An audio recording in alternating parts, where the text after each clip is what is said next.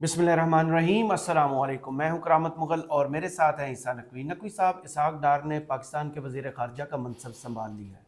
वज़ीर ख़ारजा बनते ही जो सबसे बड़ी डेवलपमेंट हुई है वो ये है कि अमरीकी कांग्रेस जो है 20 मार्च को पाकिस्तान के इंतखाबात पर समाअत करने जा रही है। इस पर पाकिस्तान के दफ्तर ख़ारजा का जो रद्द-ए-अमल आया वो इतना होम्योपैथिक सा क्यों है? देखिए, सबसे पहला सवाल तो यह है कि इसहाक डार साहब जो हैं वो पाकिस्तान के वज़ीर ख़ारजा क्यों बने, किस वजह से बनाया गया उनको वज़ीर ख़ारजा। पहली बात तो ये कि जो फाइनेंस मिनिस्ट्री है वही है ना उनका फोटे, जी, क्लेम टू फेम, कि मैं बिल्कुल। मशहूर इसलिए हूँ, मैं ज़रूरी इसलिए हूँ, मैं अच्छा इसलिए हूँ क्योंकि मुझे ख़जाना का पता है, मुझे सही। पता है कि मुल्क में जो मुआशी मामलात हैं उनको कैसे चलाना है।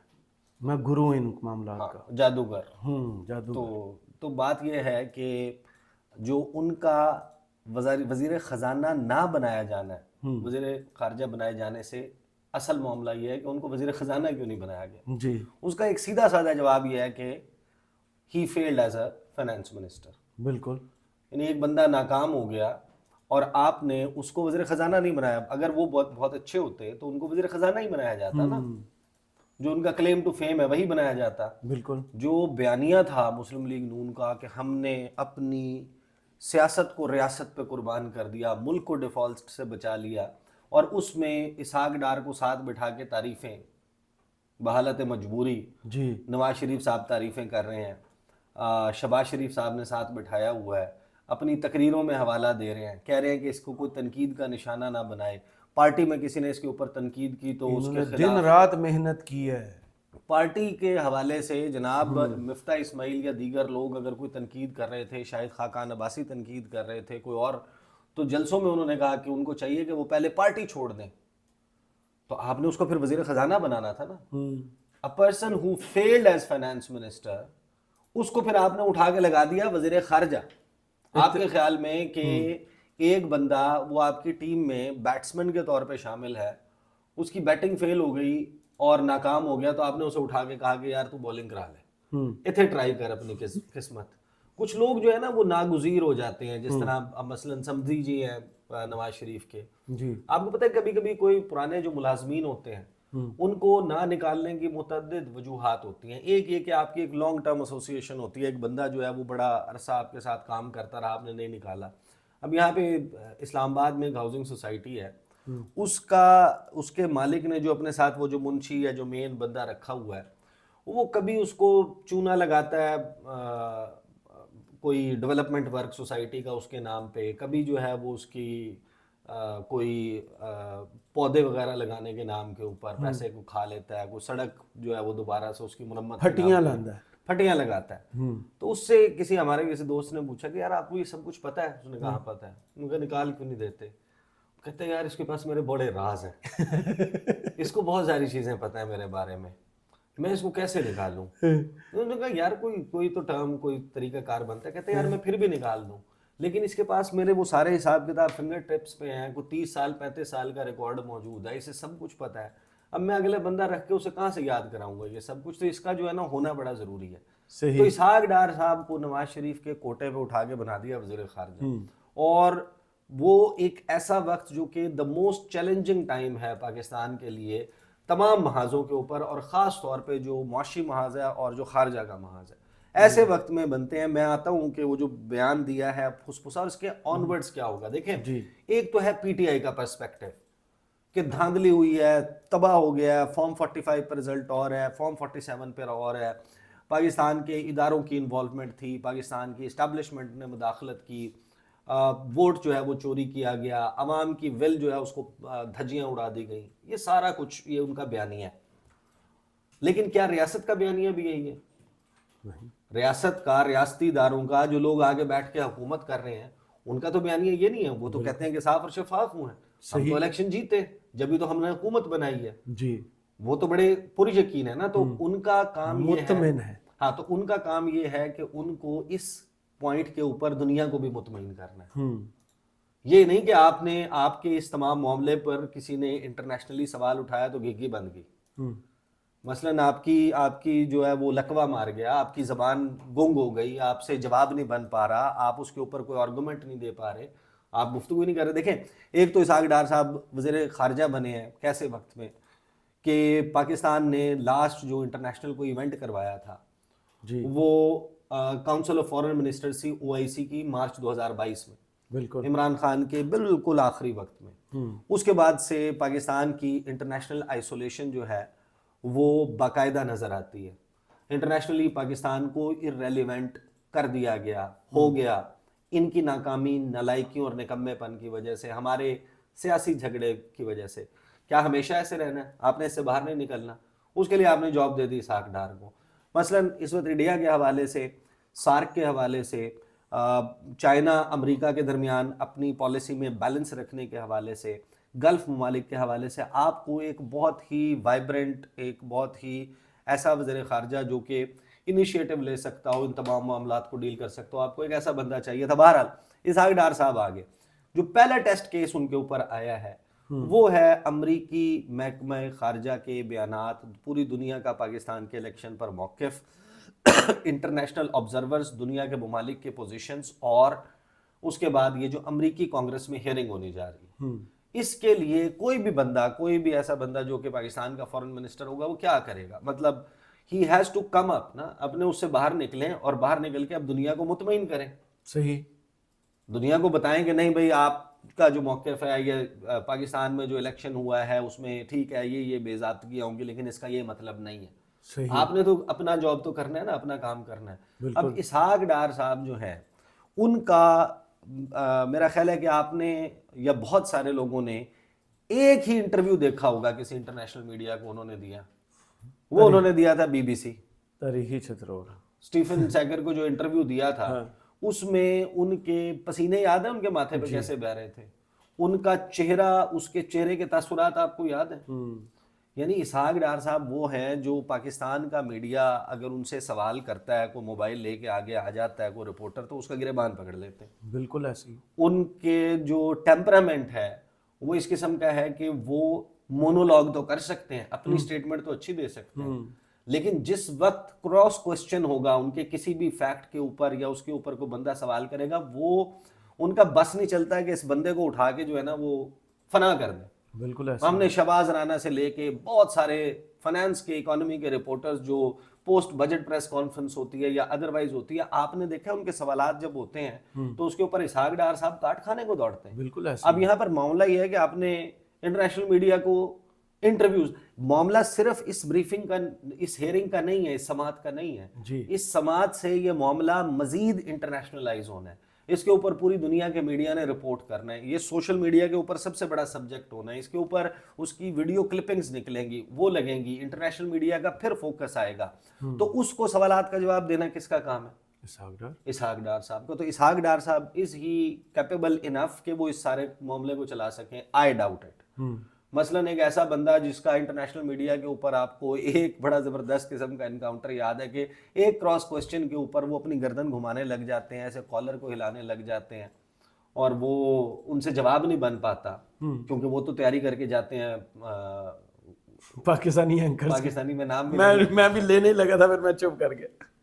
وہ تیاری کر کے جاتے ہیں تو آگے سوال جو ہے کچھ اور نکل آتا ہے. تو تیاری کر کے گئے تھے آپ فلاں کی, تو آگے سے جناب نکل آیا جیو کی بجائے BBC نکل آیا. ہاں جیو کے, یا اور بھی چینل ہیں اس دنیا میں, اور بھی چینل ہیں, صرف جیو نہیں ہے, باقی بھی.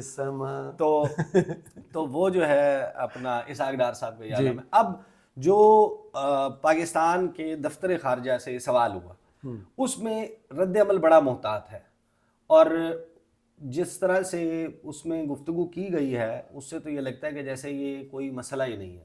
اچھا دیکھیں, اگر آپ اس کو ڈپلومیٹکلی ہینڈل نہیں کرتے, اچھا اس کی وجوہات ہو سکتی ہیں کہ آپ شاید اوفینڈ نہیں کرنا چاہتے, یا آپ کے بھی اپنے کاغذ تھوڑے سے ان میں بھی پرابلم ہے, آپ اس کی وجہ سے پوزیشن کیا لیا پاکستان کے دفتر خارجہ نے وہ میں آپ کو بتا دیتا ہوں.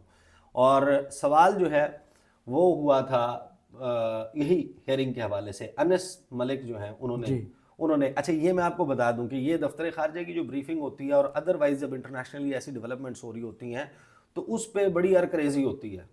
ڈپلومیٹکلی ایک ایسا سفارتی جواب دینا کہ جو سفارتی ضابطوں کے, ہماری اس ملک کے ساتھ تعلقات کی نزاکتوں کو, بہت ساری چیزوں کو ذہن میں رکھتے ہوئے جواب دینا ہوتا ہے. پہلے میں آپ کو سوال اور جواب بتا دیتا ہوں، پھر ذرا اسحاق ڈار صاحب کو کیا کریں گے اور کیا آپ پوسٹ 20 مارچ اسحاق ڈار سے آپ کیا ایکسپیکٹ کر سکتے ہیں۔ انس ملک نے جو ہے وہ سوال کیا کہ پاکستان میں جو پاکستان کے حوالے سے جو امریکہ کی سب کمیٹی ہے فارن افیئرس کی، کانگریس کی، وہ ایک ہیئرنگ کرنے جا رہی ہے، سماعت کرنے جا رہی ہے پاکستان کے الیکشنز پہ، جس میں پاکستان اور امریکہ کے مستقبل میں تعلقات اور پاکستان میں جمہوریت کے مستقبل کے حوالے سے بات ہوگی، اور اس میں ڈونلڈ لو کو بھی بلایا ہوا ہے۔ تو آپ کا اس کے اوپر کیا رد عمل ہے؟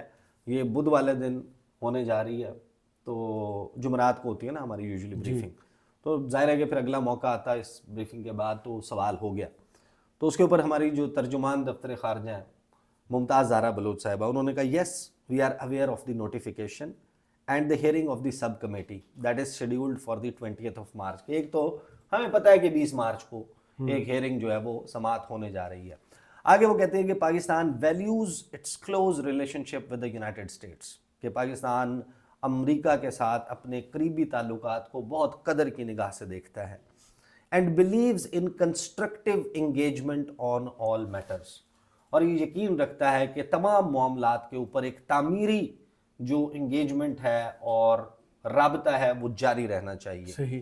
آگے وہ کہتے ہیں کہ and we respect the prerogative of legislative bodies to discuss and debate international issues, کہ ہم جو امریکہ کی میں مقننہ ہے، جو ان کی قانون ساز ہیں، جو ان کا لیجسلیٹو باڈی ہے، ان کے اس استحقاق کو سمجھتے ہیں اور اس کو قدر کی نگاہ سے دیکھتے ہیں کہ وہ جو بین الاقوامی ایشوز ہیں، معاملات ہیں، ان کے اوپر بحث بھی کر سکتے ہیں، مباحثہ بھی کر سکتے ہیں۔ اب پہلی بات تو یہ کہ آپ نے کنسیڈ کر دیا ایز گورنمنٹ آف پاکستان کہ پاکستان کا جو الیکشن ہے اور اس میں ریگنگ ہے یہ ایک عالمی مسئلہ ہے، اور یہ آپ کا یہ انٹرنل یعنی یہ ہمارے دفتر خارجہ کا موقف ہے۔ ممتاز زہرا بلوچ صاحبہ کہہ رہی ہیں کہ یہ جو انٹرنیشنل ایشو بنا ہے پاکستان کا الیکشن، یہ اس کے اوپر جو استحقاق ہے امریکہ، مطلب آپ اندازہ لگائیں امریکہ دا ہی حق ہے۔ اچھا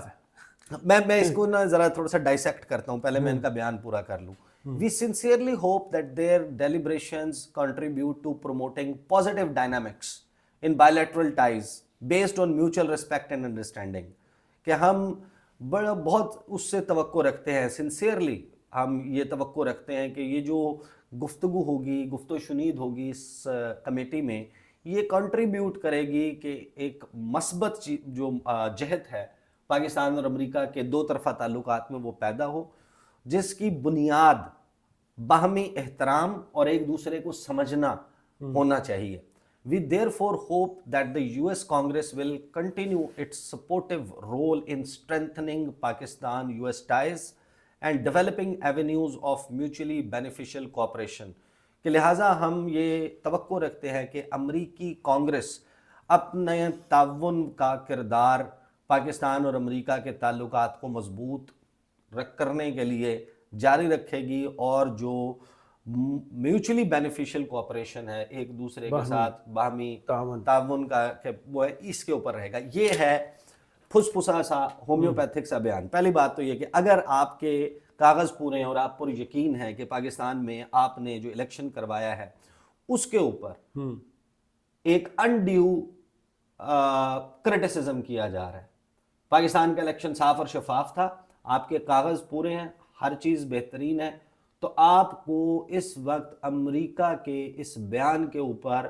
دفتر خارجہ کو شٹ اپ کال دینی چاہیے تھی کہ یہ ہمارا انٹرنل میٹر ہے، پاکستان ایک وائبرنٹ ڈیموکریسی ہے، ہم نے الیکشن کروایا ہے، یہ اس کے نتائج ہیں، اس کے اوپر یہ میکانزم فالو ہوا ہے، رسپیکٹ آور سوورینٹی، ہمارے اس اندرونی معاملے میں، ہمارے الیکشن کے معاملے میں آپ کے پاس کوئی کردار نہیں ہے کہ آپ اس قسم کے وہ ٹانگ نہ اڑائیں، یعنی آپ پاکستان میں بیسیکلی ایک اور ملک جو ہے، ایک سوورن اسٹیٹ کے اندرونی معاملے میں اب مداخلت کر رہے ہیں۔ لیکن وہ بھی پوزیشن تو آپ کی یہ ہونی چاہیے، وہ بھی آگے سے جواب دیتا نا ہمیں حق ہے، نہیں اب پوزیشن تو آپ کی یہ ہونی چاہیے، لیکن آپ نے پوزیشن لیا بالکل پھس پھسی کہ یار سب بہترین ہے اور یہ زبردست ہے، ہاں پاکستان کا یہ جو الیکشن ہے یہ انٹرنیشنل ایشو ہے، اس کے اوپر آپ ڈیبیٹ کر رہے ہیں اور ہم سمجھتے ہیں کہ اس سے بڑا کوئی بہترین کام ہو جائے گا۔ بھائی جنہوں نے یہ ہیئرنگ جو کرنے جا رہے ہیں بریڈ شرمن سے لے کے جو اس سے پہلے 31 کانگریس مین نے جو لیٹر لکھا ہے اس لیٹر میں، اور وہ ڈیموکریٹک پارٹی کے ہیں، انہوں نے جس قسم کی گفتگو کی ہے، پاکستان کی حکومت کو تسلیم نہ کرنے کا کہا ہے، پاکستان کی ملٹری ایڈ روکنے کا کہا ہے، پاکستان کے حوالے سے یہ کہا ہے کہ بائیڈن انتظامیہ، سیکٹری بلنکن تادیبی کارروائی کریں اور بتائیں پاکستان کو کہ ہمارے ہاں ایسے قوانین موجود ہیں جس میں ہم جمہوریت اور اس کے حوالے سے، انسانی حقوق کے حوالے سے کوئی معاملہ ہوتا ہے تو ہم ان کے خلاف ایکشن لے سکتے ہیں۔ تو یہاں پر آپ کی جو دفتر خارجہ ہے اور اسحاق ڈار صاحب ہیں، ان کی ٹیم نے اس کو، پہلی بات تو یہ کہ دیکھیں اتنا کچھ ہونا نہیں ہے اس کے نتیجے میں، بٹ دا پوائنٹ اس کہ آپ نے اس کو ڈیل کیسے کیا اور کیسے کرنا چاہیے۔ اب 20 مارچ کے بعد اگر کوئی انٹرنیشنل میڈیا پاکستان کے وزیر خارجہ کو اپروچ کرتا ہے کہ بھئی گورنمنٹ آف پاکستان کا موقف کہاں ہے، انہرڈ، آپ مجھے I swearly مجھے بڑا strictly I doubt it کہ اسحاق ڈار صاحب جو ہیں وہ کہیں گے کہ ہاں میں CNN کو، ہاں میں فرید زکریہ کو انٹرویو دیتا ہوں، ہاں میں مہدی